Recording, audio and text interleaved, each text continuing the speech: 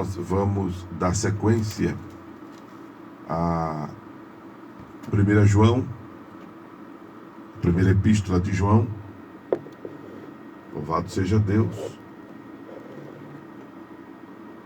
Capítulo de número 2, versículo 18 em diante. 1 João capítulo 2, versículo 18 em diante. Nos diz a palavra do Senhor: Filhinhos, é já a última hora, e como ouvistes que vem o anticristo, também agora muitos se têm feito anticristo, por onde conhecemos que é já a última hora. Saíram de nós, mas não eram de nós, porque se fossem de nós, ficariam conosco. Mas isto é para que se manifeste que não são todos de nós.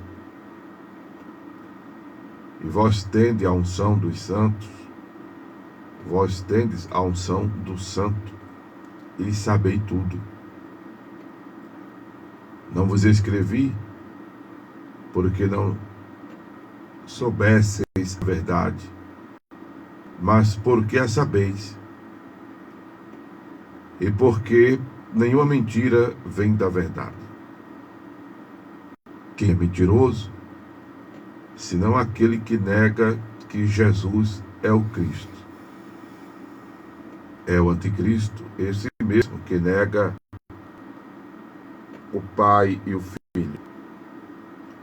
Qualquer que nega o Filho também não tem o Pai, e aquele que confessa o Filho tem também o Pai. Portanto, o que desde o princípio ouviste, permanece em vós.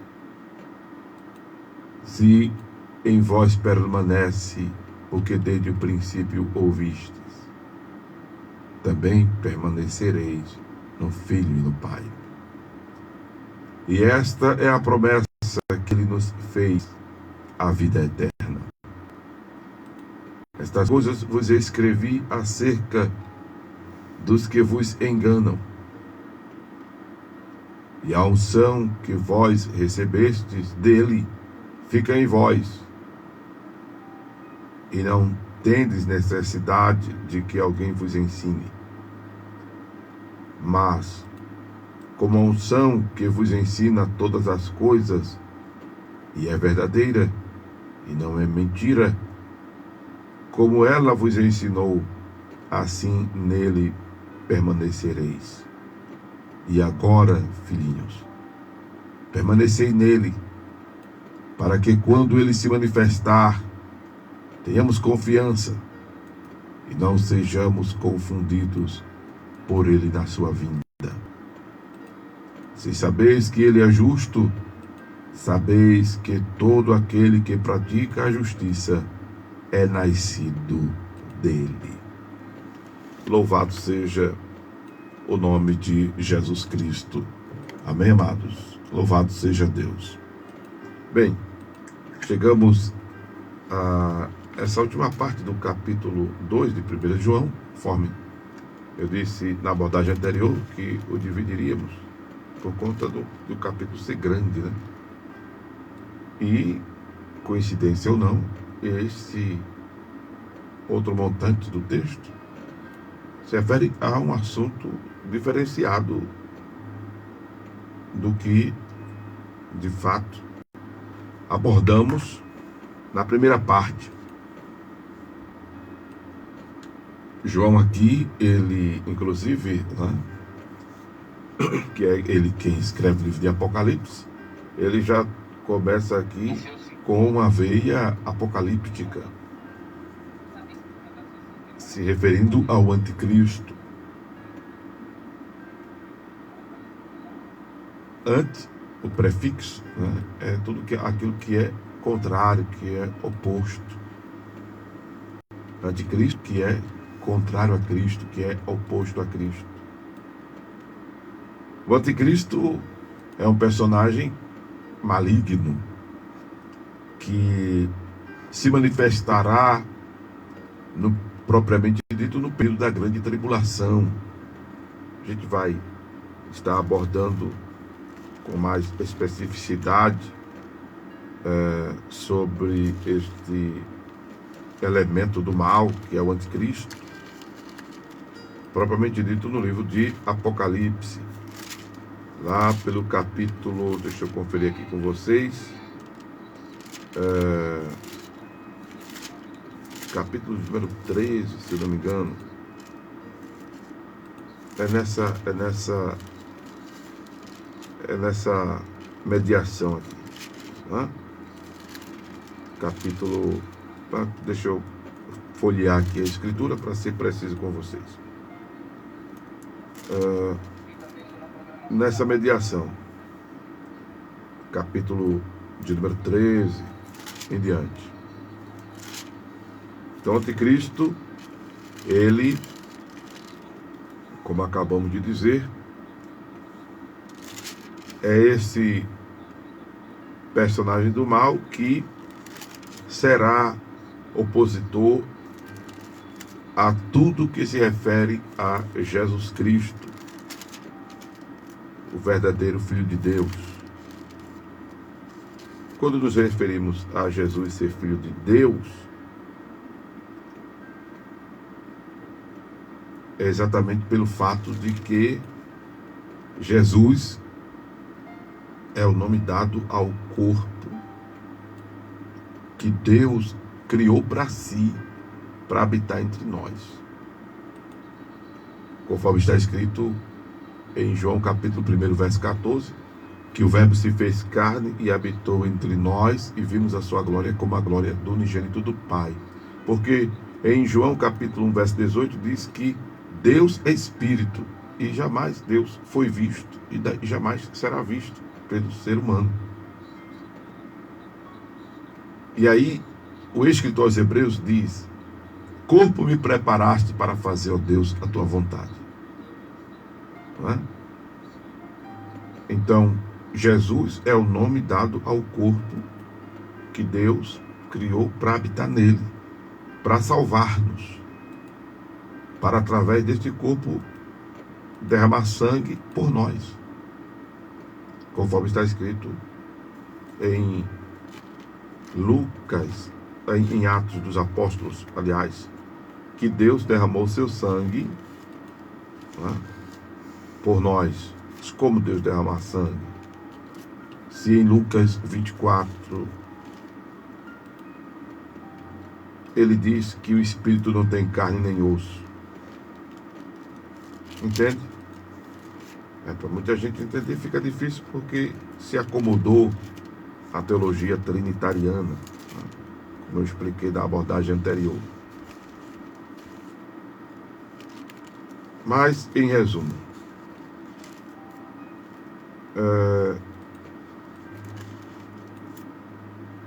Jesus Cristo, ele é Deus em forma humana. O anticristo, ele vem para fazer exatamente esta negação, conforme acabamos de ler aqui em João. O anticristo vem para fazer esta negação. O versículo que eu estava citando de Atos é o capítulo 20, versículo 28. Para apacentar a igreja de Deus que ele resgatou com o seu próprio sangue. Como Deus derramaria sangue se ele é Espírito? Entende, amados? Bem, tenho explicado por diversas vezes o fato de que Jesus é Deus em forma humana. Não é uma segunda divindade. É Deus em forma humana. O anticristo vem exatamente para negar isto. Entre tantas manifestações do anticristo, mas vamos focar aqui nessa que é a sua característica maior, porque o anticristo, amados, na grande tribulação, ele, que é a figura da besta, a figura da besta que emerge da terra e do mar, representando aqui domínio sobre os povos, domínio financeiro, domínio político, domínio religioso, que vai procurar escravizar as pessoas, condicionando a sobrevida delas ao comer, o vestir, o calçar, o beber, a se aliançarem com ele,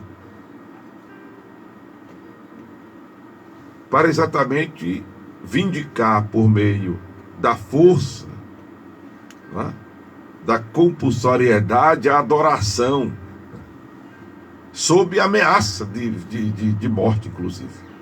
Não só dessa dependência sustentável, dessa dependência social, mas sob o risco de morte, para que as pessoas o venerem, para que as pessoas neguem o Cristo verdadeiro, aquele que na ocasião já terá se manifestado, inclusive pelo arrebatamento da igreja, porque ele vai reinar, propriamente dito, no período da grande tribulação. E eu sou crente, como a maioria dos cristãos, que a igreja não passará pela grande tribulação, não? E que a grande tribulação, ao contrário, se desencadeará depois do arrebatamento da igreja. Estamos falando da grande tribulação. Porque tribulação por tribulação a gente já vive, né? Tribulação é o ápice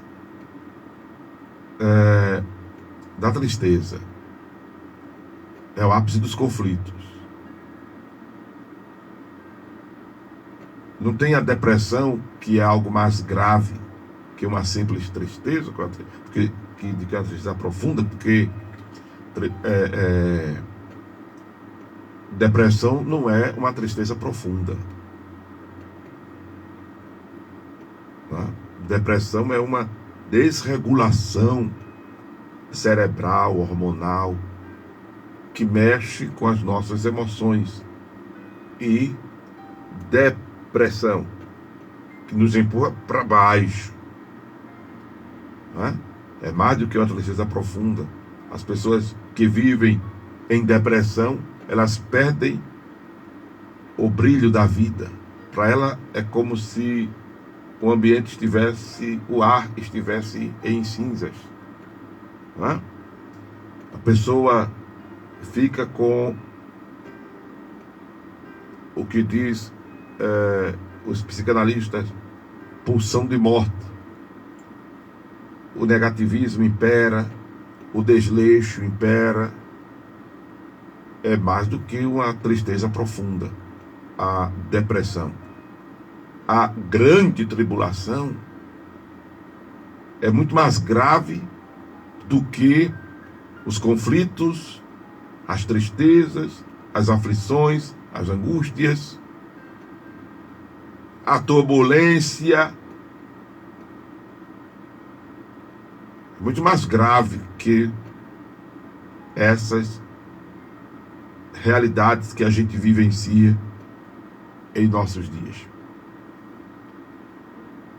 É o pânico instalado, de fato, não apenas ilusório,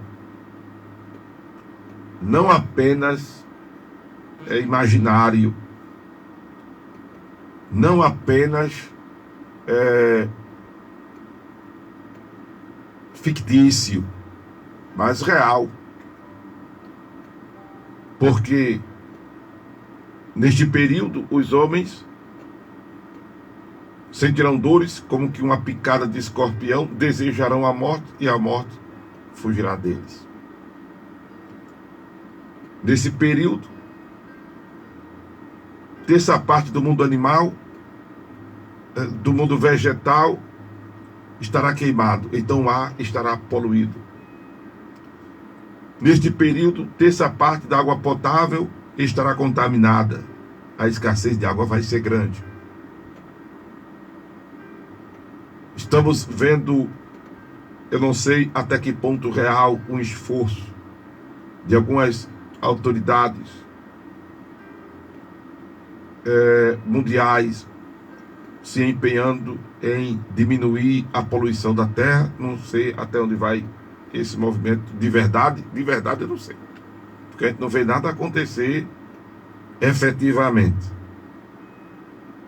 não é?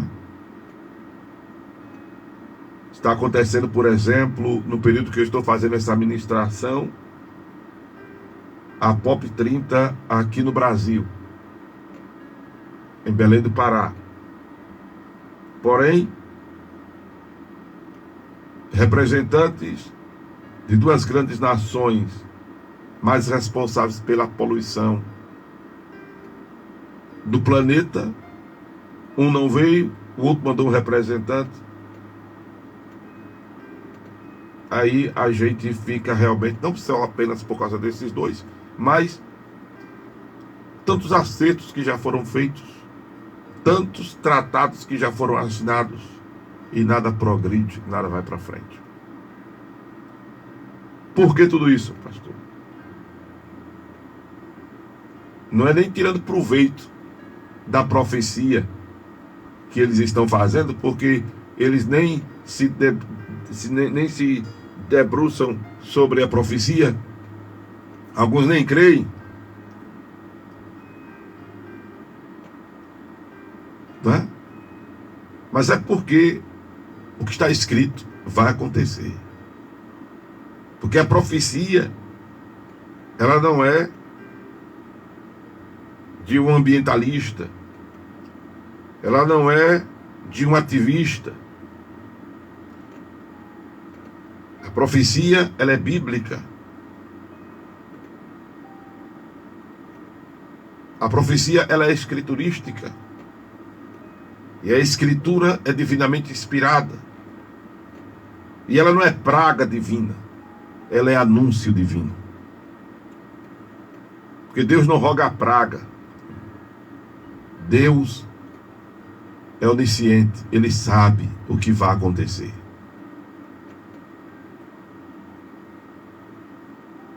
E ainda vou dizer mais a vocês, não é? É Deus sabendo que o homem estragaria mais ainda o seu habitat. Que o homem estragaria mais ainda a sua vida. E vai chegar a esse ápice. O caos vai chegar a esse clímax. É importante entender que quando, por exemplo, a gente lê a abertura dos selos, a gente lê sobre o toque das trombetas, a gente lê sobre o derramar das taças, que isso é manifesto da permissão de Deus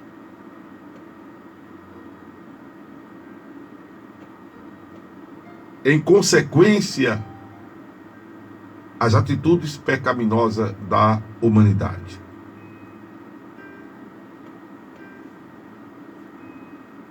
A Bíblia, inclusive, diz que a natureza geme com gemido por restauração, por libertação.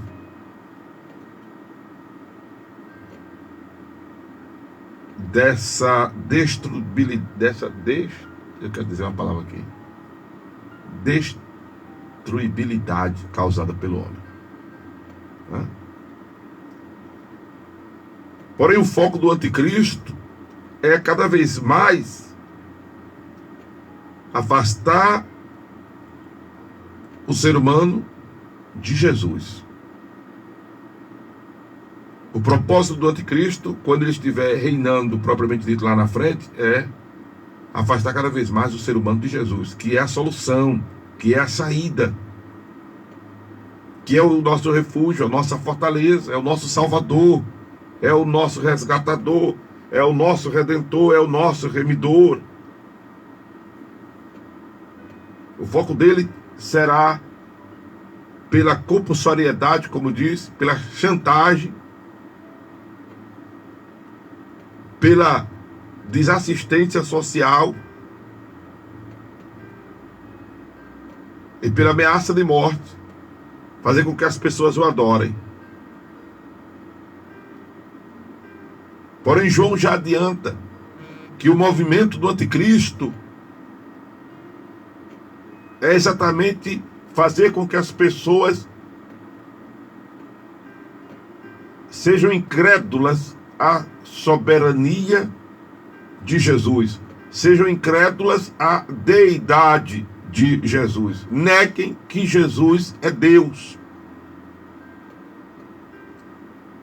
Apenas vejam Jesus como um espírito evoluído, apenas vejam Jesus como um líder religioso em destaque, apenas vejam Jesus como um ser humano influente da sua época, vejam Jesus apenas como um revolucionário, vejam Jesus apenas como um qualquer.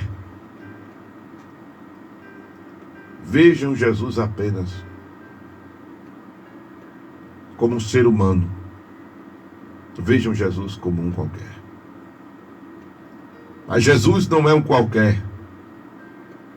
Jesus é o Verbo que se fez carne. Jesus é o Emanuel. Jesus é Deus conosco. Jesus, ele é aquele em quem habitou em quem habitou corporalmente toda a plenitude da divindade. Jesus, diz João, é o que desde o princípio vimos com os nossos olhos e que foi contemplado, né, por eles, e as mãos tocaram a palavra da vida. No seu evangelho, João, ele diz no começo, aleluia, acerca de Jesus Cristo, glória a Deus, ele, Jesus, disse João, todas as coisas foram feitas por ele, e sem ele nada do que foi feito se fez. Nele estava a vida, e a vida era a luz dos homens. Aleluia. Aleluia. O mundo foi feito por ele, e o mundo não o conheceu.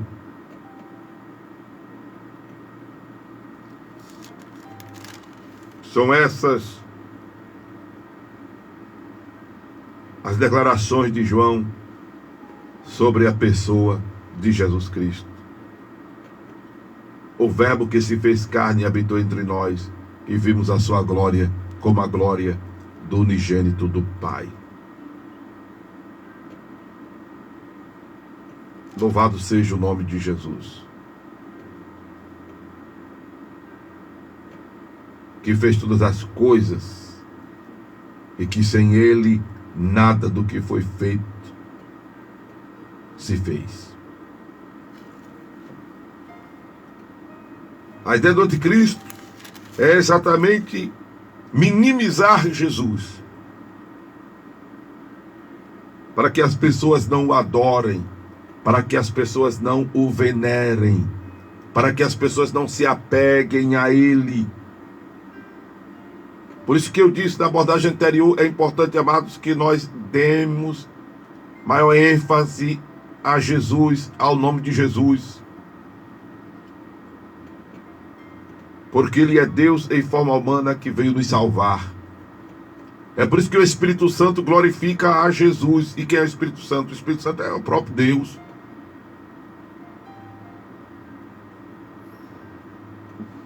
Nos conduzindo a essa sua manifestação visível, palpável. Porque é essa sua manifestação que está atrelada à nossa salvação. É esta manifestação visível, palpável, que está atrelada à nossa redenção.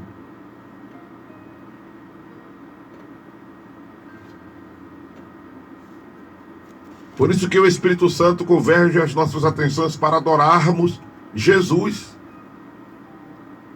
para nos concentrarmos em Jesus. Entendemos que essa manifestação visível de Deus é a ponte, é o elo entre nós e Ele. Por isso que disse Paulo, não há nenhum outro mediador entre Deus e os homens, a não ser Jesus Cristo, homem.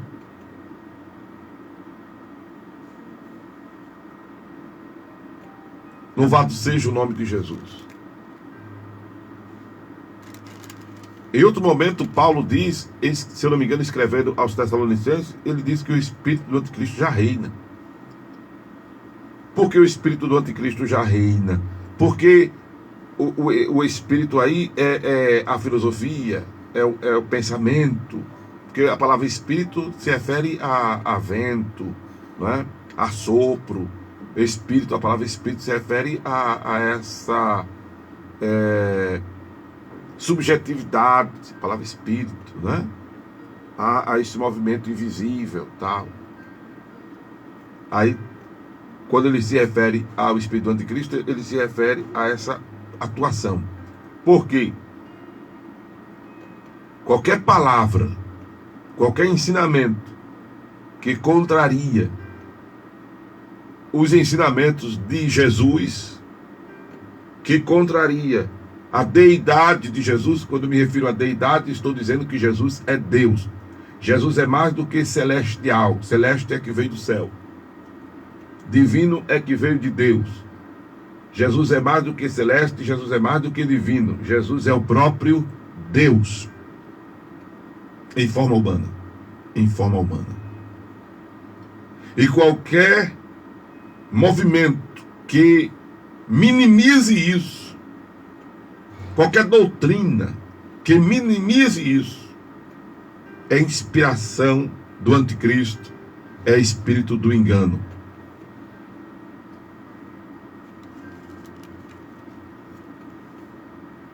E é importante as pessoas saberem disso, para que elas abram os olhos e não troquem Jesus por nada nem por ninguém.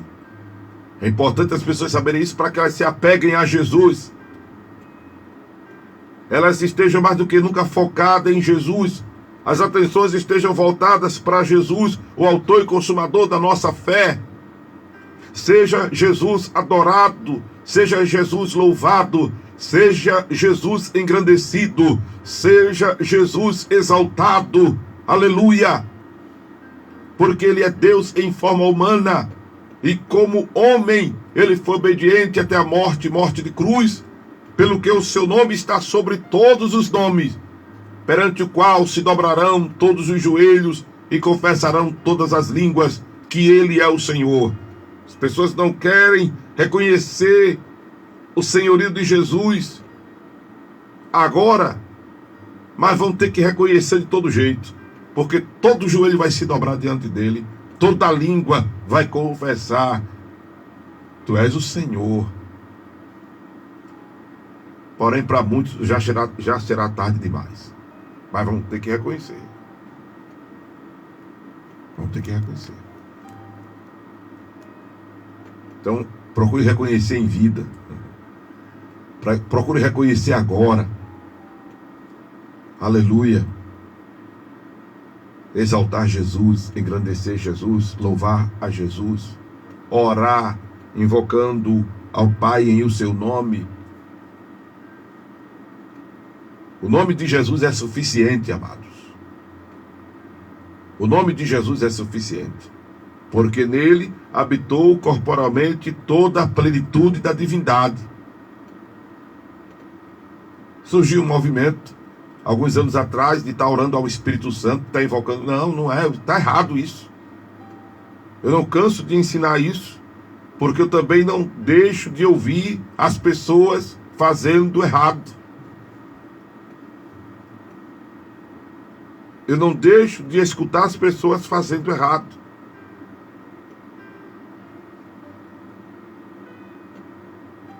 Ou elas não me escutam, ou não escutam os pastores que ensinam certo, ou não estão nem aí.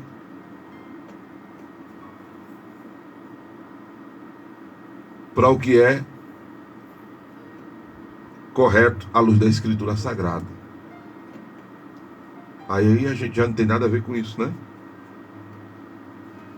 Pois bem, João diz que muitos se têm feito anticristo. Aí ele diz: por onde conhecemos que já é a última hora? Aquilo que nós estávamos dizendo. Todo o movimento, toda a doutrina, toda a liturgia, toda a ideia que contraria os ensinamentos de Jesus e que, por contrariar os ensinamentos de Jesus, ficam minando a soberania de Jesus, ficam querendo comprometer a deidade de Jesus, né? É exatamente essa oposição do maligno. Anticristo, é contra Cristo. Há uma problemática que João trata, que ele disse na época dele, e a gente pode infelizmente dizer na nossa época, estão em nosso meio. Estão em nosso meio. E o meio que João fala não é porque são contemporâneos. O meio que João fala não é porque simplesmente estão no mundo, estão dentro do planeta Terra, né? João fala do estar no meio, se referindo a exatamente o circuito religioso. Usam Bíblia.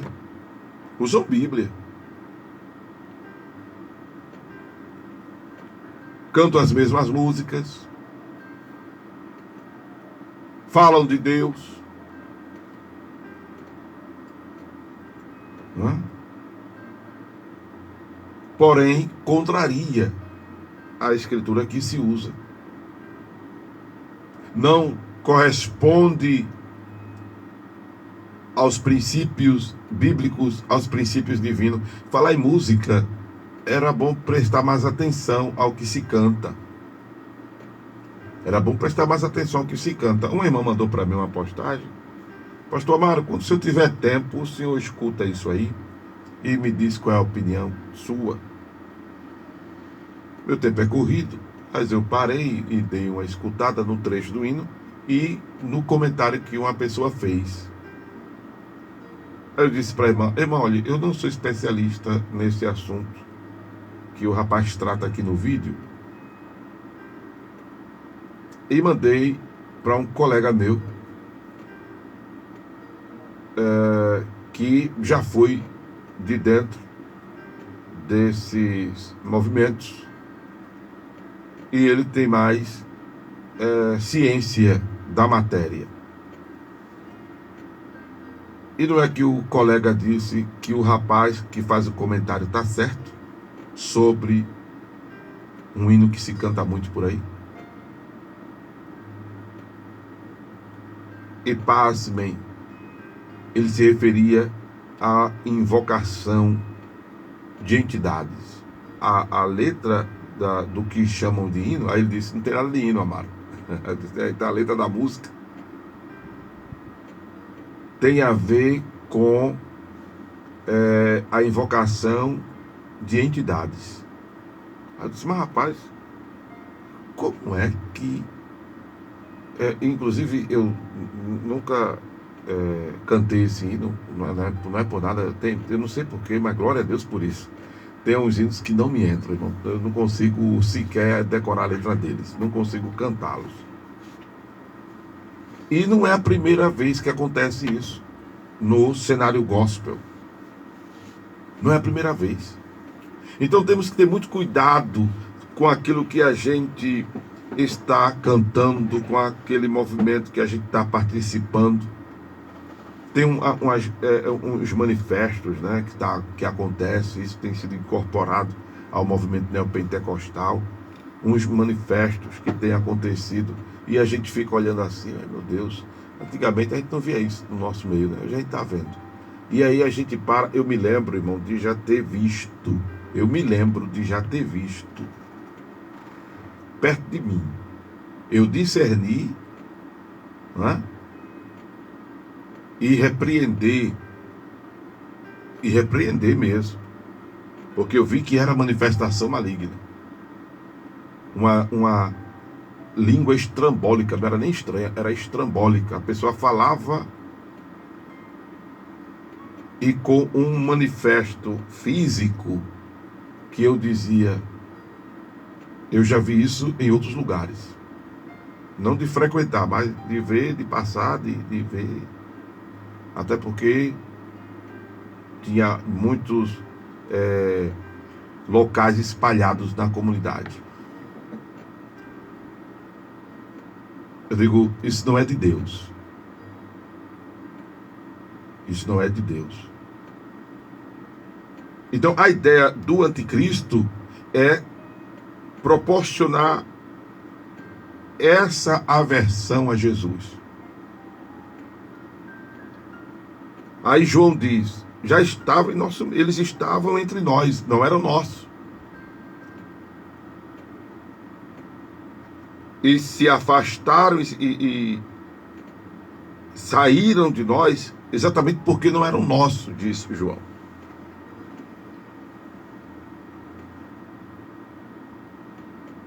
Mas aí parece intrigante ele dizer que os irmãos tinham unção do santo e sabiam de tudo.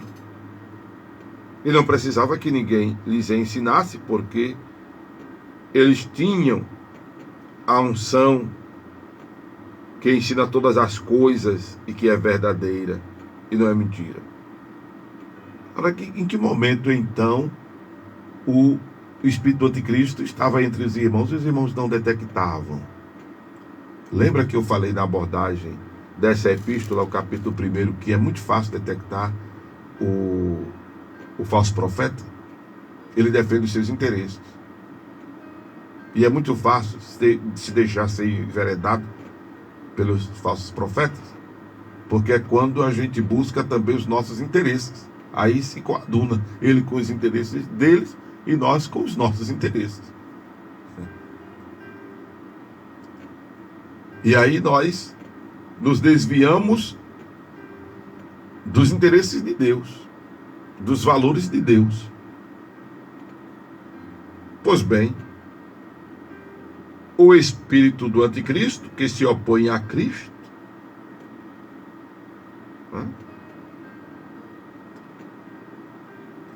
não era logo detectado, porque havia aqueles que já tinham pé atrás,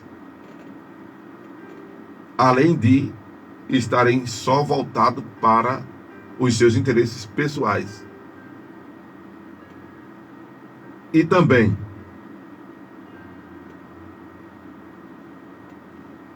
os irmãos não faziam logo um movimento de protesto contra esses que tinham manifesto ou o espírito do anticristo, porque sabiam que logo eles iriam cair fora. Porque lá no livro de Salmos, a gente já leu e vamos ler no livro de Salmos, que os ímpios não permanecem na congregação do justo. Como já lemos em outros momentos aqui da Escritura, quem é limpo, limpe-se mais. Quem é sujo, suje-se mais. Me lembro agora de um poeta que diz: a gente não pode fazer a colheita antes do tempo, porque senão a gente vai arrancar o joio, corre o risco de arrancar o trigo. Tem que esperar o momento para fazer a colheita certa.